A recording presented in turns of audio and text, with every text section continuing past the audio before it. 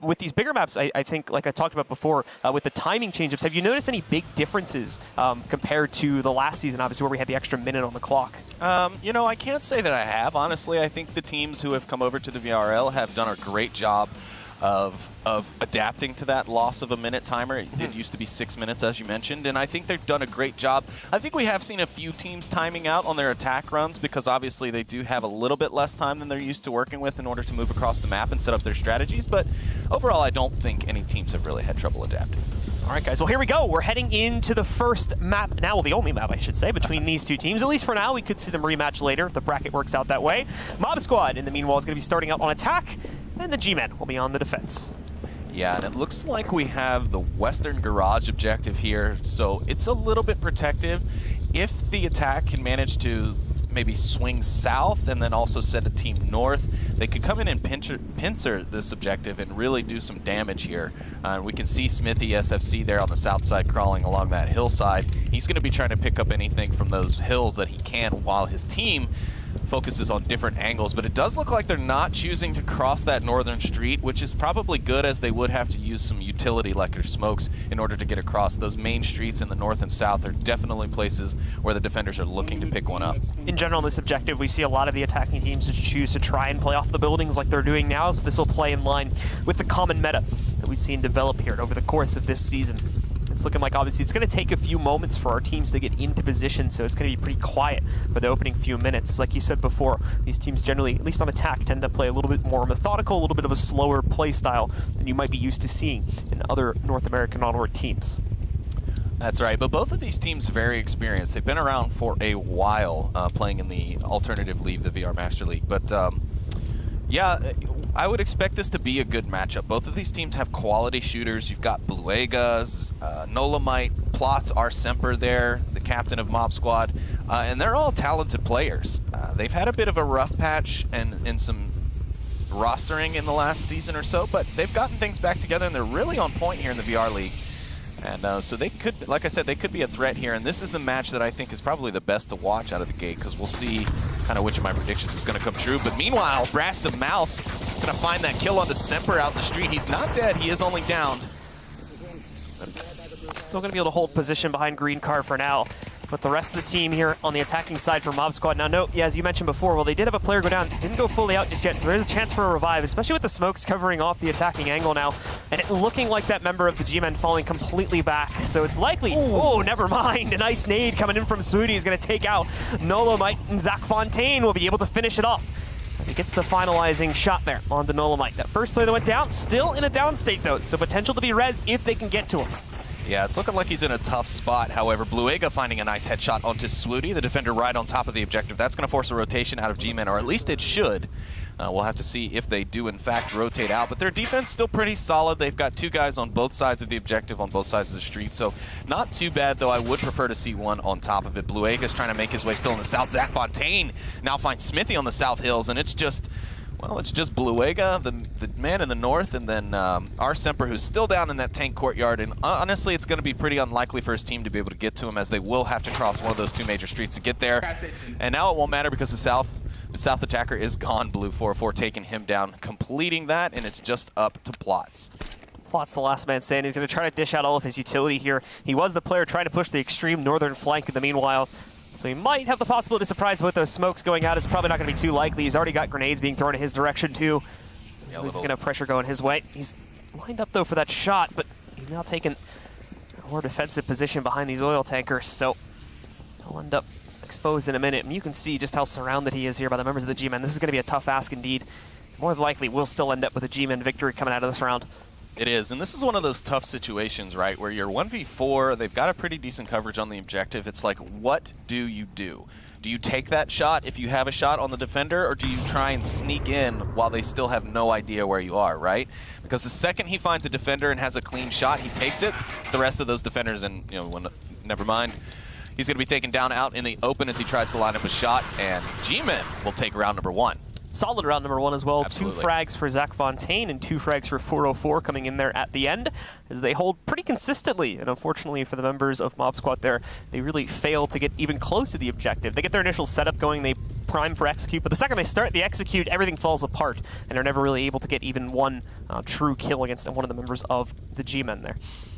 Yeah, it was a tough round, but or at least for Mob Squad, it was a tough round. They did execute their setup pretty well. They lost the one man a little earlier than I think they expected to, but yeah, like you said, as they executed, that push just kind of fell apart. The defense really showed its true colors, and they came out and just kind of took care of business. So. Yeah, so with that, that's going to set up a pretty dominating one-run lead here for G-Men to start. Now, we should remind you, if it's been a while since you've watched Onward, we've changed the point totals you need to win. Last season it was 4. We've brought it down to 3 for Season 3 of the VRL, meaning that, in theory, teams can win matches in only 2 rounds. A defensive win right there for the G-Men means that if they get the uplink here on the next round, they could outright just win the map and the series right here and now. But besides that, if they take 2 more consecutive rounds, they've also got a victory. Yeah, that's right. Those caps have really become even more important and more crucial to defend, especially because a team can make a comeback so fast nowadays with this 3 points to win the map. You get a cap, then you go back to defense. Even if you started on offense, if you start and get that cap initially and then you can hold that defensive line, it's over. It's done. You don't even give your opponents really a chance to prove anything.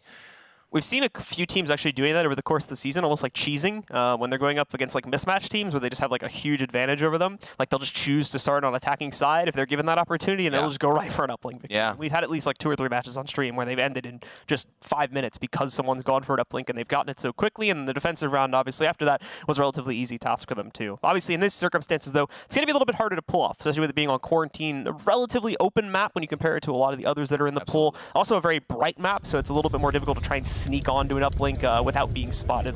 Compare it to something like Bazaar, we've got a lot of like darker corners and a lot of like side buildings you can try and sneak through and maybe run up on it without being noticed with some good smoke coverage. Right. A little bit harder to pull off on a map like Quarantine, I think. Yeah, Quarantine is one of those maps that absolutely requires smoke utility on your team, and that's defense and offense. I mean, even defense in some of these positions of the uplink objective location require the defense to pop smokes on these streets, like this south street, in order to put a man across the street to maybe try and stop the north push or the south push. And so it's very important that your team utilizes smoke and its utility to its fullest on a map like Quarantine, because you really do need it. Flashbangs, not as important, but can be useful here, especially on those close quarter engagements where you know you're getting ready to run into someone. But the smokes, for not only blotting out the objective, but also traversing the streets safely, are a good idea. So the round has begun.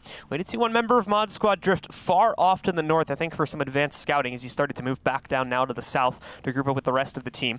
Besides that, it's looking like G-Man will take pretty much the polar opposite approach in terms of cardinal direction that we saw the Mob Squad guys take, whereas the Mob Squad tried to sneak through the southern buildings. Everyone on G-Man is going to head right up to the north, where they obviously have quite a bit of free real estate here. Someone from Mob Squad, like we talked about before, is aware of this and is holding that northern flank. But besides that, the defensive setup looks somewhat similar to what we had from G-Man in the last round. Yeah, looking at the map, G-Men are doing what I would expect for a top-tier team at this level to be doing, and that's north control. Because if you get north control, you also have control of that rooftop that we're seeing the G-Men close in on now. And that rooftop is crucial in order to kind of control the central part of the map, right? If you have a good shot up on that rooftop, you can really control and suppress the enemy and keep them down in their hidey holes, keep them from popping out and taking down your guys when they're crossing. But they also kept Zach Fontaine in the west, or I'm sorry, in the east there near the cement trucks in order to watch for a flank, because Mob Squad, especially Plots, or I'm sorry, not Plots, Nolamite, is a flanking machine. So keeping Zach Fontaine down there to watch for that east and southeast push is definitely an intelligent play here. And I've said before that G-Men probably one of the most intelligently playing teams that I've seen. It's just sometimes their luck just doesn't work out for them in the end. Well, G-Men so far have not been able to spot Smithy, who's hiding out here behind the car in the middle of the dunes.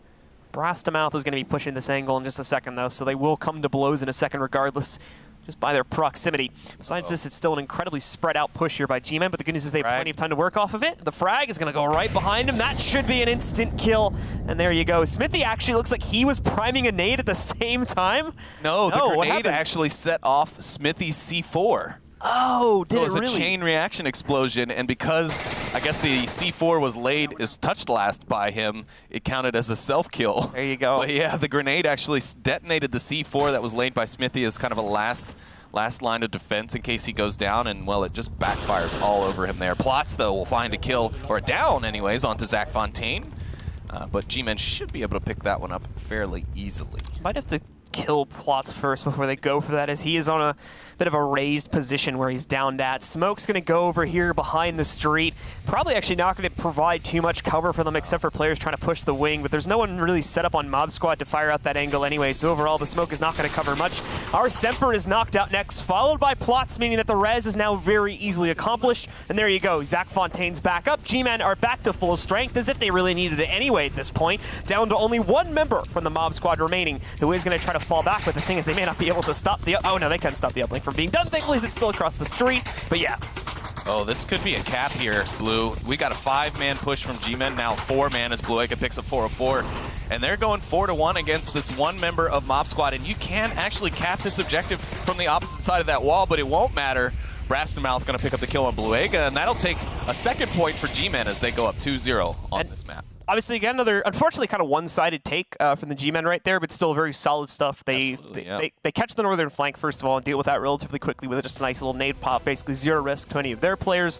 Following that up, it's just a quick swing from the south, a pretty straightforward push from them, too. Not any fancy tricks they needed to pull off in order to get that done. And once again, I mean, ultimately, like, they just win their gunfights. Yeah. And that's how they take control of the round. Yeah, and like I said a little bit ago, they play intelligently, and that's one of their strong suits. Like, they know how to mitigate risk and really try and maximize the reward. And we saw a lot of that here. You know, we saw the grenade from 404 as a nice check nade on that corner, which is a very popular spot for a defender to be sitting in this particular objective or set of objectives in the center of the map. But yeah, G-Men just executing very well. And, you know, I was a little worried there as the timer started to reach that 1-minute mark. I thought, uh-oh, maybe G-Men are going to time out, because it is something that I've seen from them before.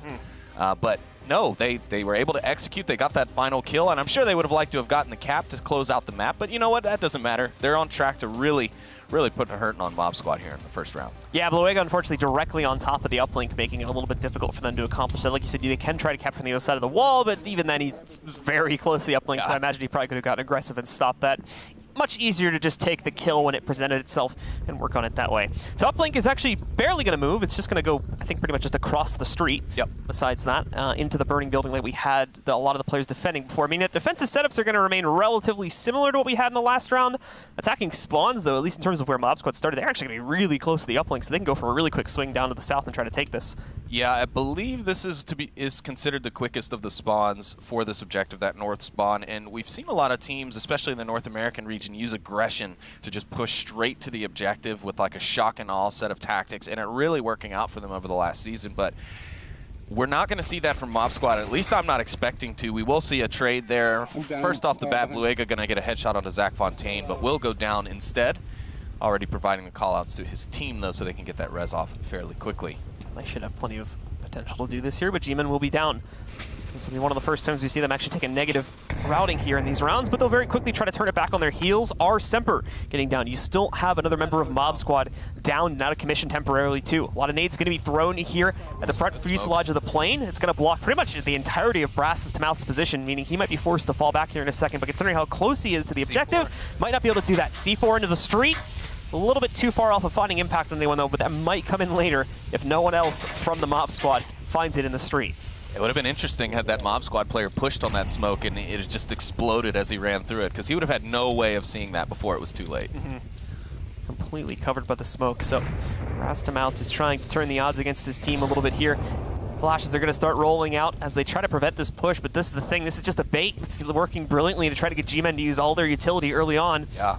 And it seems to have worked perfectly. Now the question is, how does Mob Squad follow this up into an actual execute? And right now the plan seems to be just go to the far west and try to pull off a flank from here. Swooty attempting to read into that. He's going to get forced back though after some damage is thrown his way.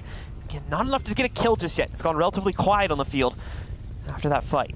Yeah, I'm not sure that this western push that Mob Squad is relying on is really going to do much damage, because as we can see on the map, you got 2 players in the west ready to shut that down.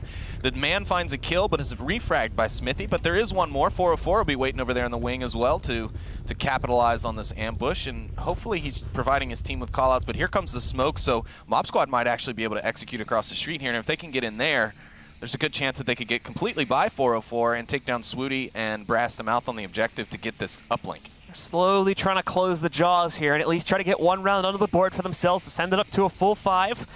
But obviously they got to get past a few power fraggers here for the G-Men first. 404 holds the line as he catches Bluega crossing the street. Smooty in the meanwhile outright executes Smithy with a quick headshot to take him down. And just like that, the G-Men have taken full control of the round nearly.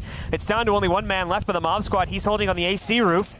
And it's going to be Plots, once again, left in the clutch position. A 1v3 set before him, and he's got to do it. Otherwise, his team's heading down to the lower bracket, and G-Men are moving on into the upper bracket finals. Yeah, G-Men have been playing this first round kind of exactly how I thought. Now, Mob Squad is not playing bad. I want to be clear on that. Mob Squad is playing a strong round still, and all 3 rounds have been strong for them so far. It's just that G-Men have been able to execute more effectively, and that's all it comes down to. And a lot of times that's what happens in these matches. You know, the scoreboard in Onward is one of the things that frustrates me sometimes, Blue, because it doesn't always read into how the match actually went, right? Like, it could be a 2-0 scoreline or even a 4-0 scoreline if somehow they got a 2-cap. Well, no, they couldn't do a 4-0 in this setup. But yeah, I mean, it doesn't prove that one team just smashed on, you know, the other team. Yeah, it doesn't tell the full story of the outcome Right. of the rounds ultimately, right? Right, exactly. Here we go for Plots. He's already picked up one of the 3 frags that he needs.